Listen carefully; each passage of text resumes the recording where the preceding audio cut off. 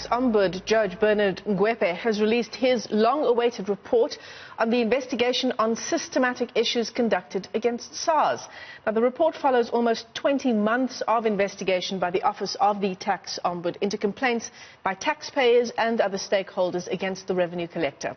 The complaints relate to the fluidity of the pay-as-you-earn statements of account and failure by SARS to adhere to dispute resolution rules, procedures and timeframes prescribed in the regulations and the Tax Administration Act. Let's unpack the story now. We're joined by the CEO in the Office of the Tax Ombud, Professor Thabo Legwaila. Thanks very much, Professor, for your time this morning. So quite a delicate balancing act here between SARS powers and duties and the rights of taxpayers and SARS's obligations, to taxpayers. Do you think that your office managed to do that?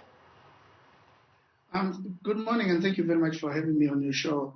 Definitely, I think that our office continues to manage that balance. Our office is actually set up to sit right in the middle and impartial to create that balance. And that is why we're able to release or to do investigations like we did and release this report, which is of utmost importance to both taxpayers and the SARS. So what are some of the issues that taxpayers brought up, just personal issues that taxpayers brought up when you were conducting this 20 months long investigation? So the main thing that came up, well, our report is very factual. It is based on two nature of complaints that were brought by taxpayers and tax practitioners, which include issues relating to PAYE statement of account fluidity, which basically means that in taxpayers' statement of accounts, you find that there are changes in their accounts which affected their tax standing. So you wouldn't get a tax clearance certificate if you are owing, and if the changes in your statement happened without you knowing or understanding why, you are unable to correct that.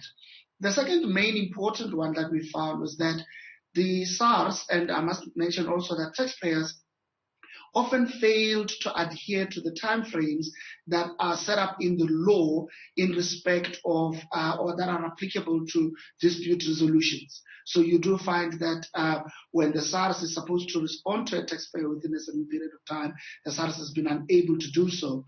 And as a result, that would affect, obviously, the taxpayers' tax standing at that point or ability to clarify their taxes. The other thing that we found that is of importance is that with regards to these timeframes, you know that there are certain timeframes that are set for taxpayers to do certain things. For example, you might have 14 days to submit certain documents. We found that there were instances, unfortunate instances, where SARS included days that should not count. Days like public holidays, days like the period between the 16th of December and the 15th of Jan should not count. But we found that the SARS included those days in the calculation, which was to the detriment of taxpayers.